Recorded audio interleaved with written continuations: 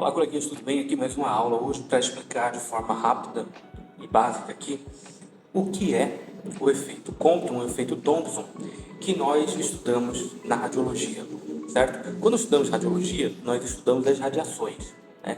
E ao estudar as radiações, precisamos entender como as radiações ionizantes interagem com a matéria, tá? Então, a radiação ionizante é uma onda eletromagnética de alta energia. Ela tem uma energia alta e ela consegue fazer o que nós chamamos de ionização, que é arrancar elétrons da eletrosfera do átomo. A eletrosfera é essa esfera aqui representada, né, ou melhor desenhada, que representa a órbita que o elétron faz ao redor do núcleo do átomo. Então nós temos o núcleo do átomo e ao redor do núcleo do átomo, né, você tem vários elétrons que estão ali orbitando esse núcleo. Então essa órbita dos elétrons é feita no que a gente chama de eletrosfera. E é possível que uma radiação ionizante consiga arrancar esses elétrons, tá? Então imaginemos que uma radiação de alta energia, ela venha aqui, um raio-x, por exemplo, um raio gama, raio-x, etc., e se choque com este elétron, tá? Então a radiação está se chocando aqui com o elétron, e ao se chocar com o elétron, o que vai acontecer? Primeiro, o que acontece com o elétron? Esse elétron ele vai ser ejetado. Então ele estava aqui no lugar dele, ele sai daqui e ele vai ser ejetado. Ele vai sair voando por aí e vai para algum lugar, certo? Vai para algum lugar. Ele pode gerar uma série de outros efeitos. Ele pode se chocar com outro elétron também. Ele pode ficar vagando pelo universo aí indefinidamente.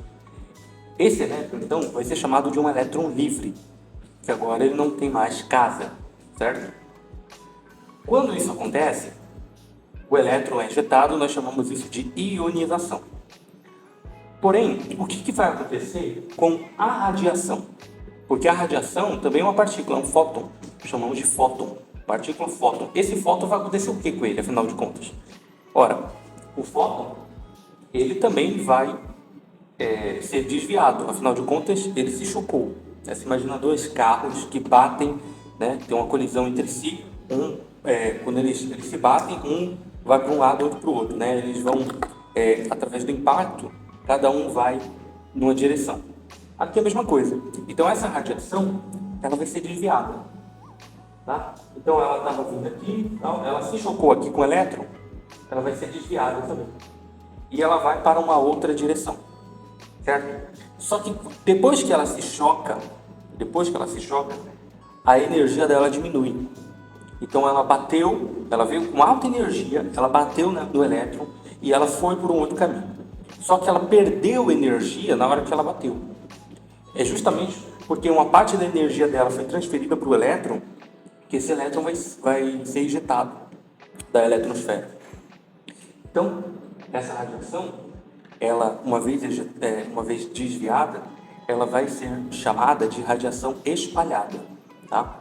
Então, quando estamos fazendo procedimentos radiológicos, nós nos preocupamos muito com a radiação espalhada, porque essa radiação espalhada, além dela ser prejudicial também e poder ionizar outros átomos, né, etc., ela também pode gerar prejuízos na imagem radiológica. É por isso que atrás da estativa, ou melhor, dentro da estativa, dentro do book da mesa de uma máquina, um aparelho de radiografia, tem uma coisa chamada grade antidifusora. Essa grade antidifusora é justamente para diminuir a radiação espalhada. Então, nas provas, nos processos seletivos, nos concursos públicos de radiologia, sempre vai ter alguma coisa envolvendo esse efeito Compton. Ele vai falar do efeito Compton. Às vezes ele não usa o nome efeito Compton, mas ele vai falar a radiação espalhada, ou qual fator influencia na radiação espalhada, como diminuir a radiação espalhada, esse tipo de coisa, certo? Muito bem. Então, radiação espalhada é essa radiação que foi gerada a partir do efeito Compton, tá? A radiação gerada a partir do efeito Compton é a radiação espalhada, e esse espalhamento acontece quando a radiação se choca com o elétron é ejetado e a radiação é desviada, ou seja, ela é espalhada, tá? Só que aí há um outro efeito que acontece imediatamente em seguida, que é o quê? Após esse elétron aqui ser arrancado, após esse elétron ser arrancado, fica um buraco na eletrosfera, tá? E esse buraco não pode existir. E todos os elétrons, eles querem sempre chegar mais perto do núcleo. Eles querem ficar o mais próximo possível do núcleo. Então, o que acontece? Quando abre um espaço aqui, esse elétron que está aqui vai pular para cá. Ou seja, ele vai para mais perto do núcleo, né? Então, o cara que estava aqui saiu, perdeu. Vai vir outro e vai tomar o lugar dele, tá certo? Então, esse elétron aqui, ele vai pular para cá, tá? Na hora que ele pula para cá, o que vai acontecer? Ele vai liberar também uma radiação.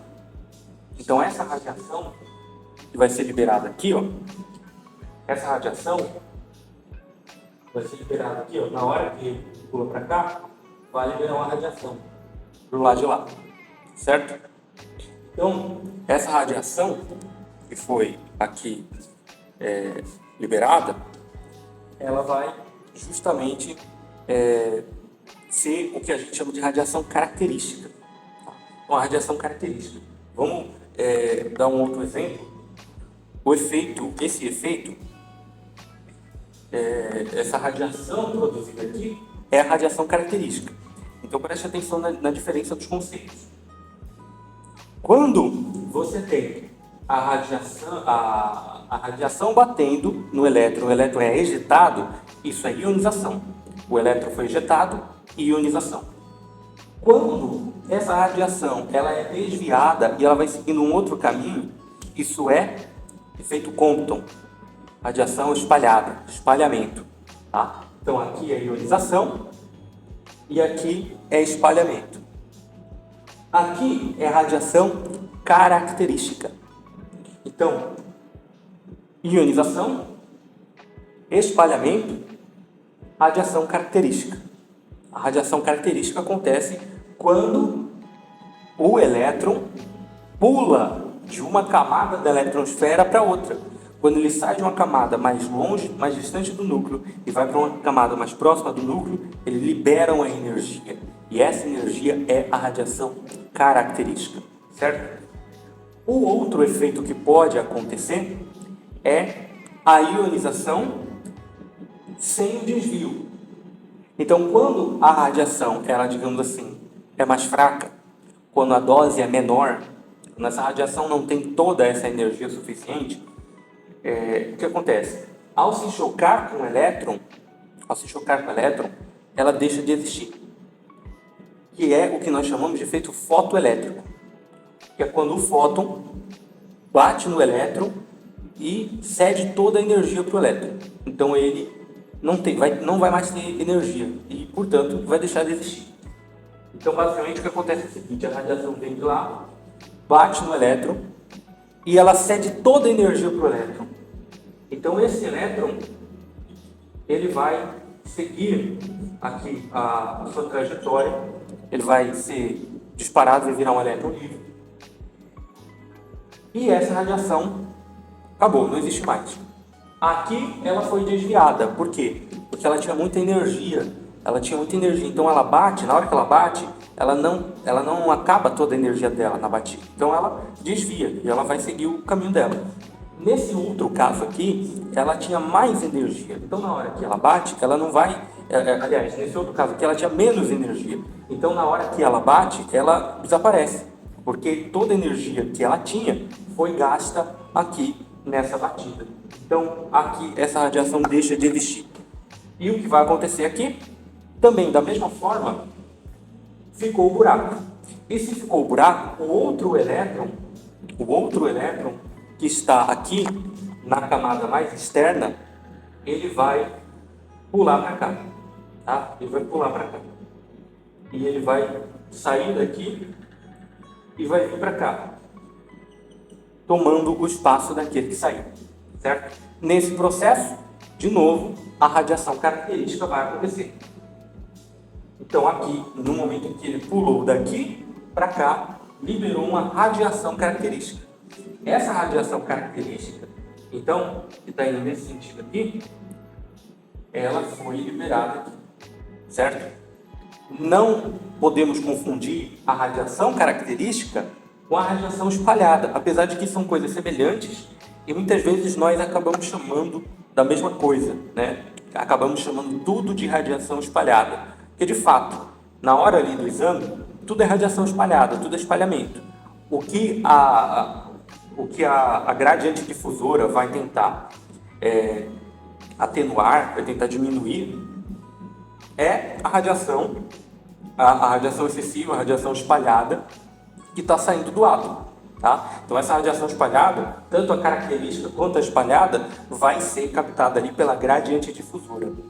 Porém, quando falamos da física propriamente, então temos que diferenciar a radiação espalhada da radiação característica. Tá?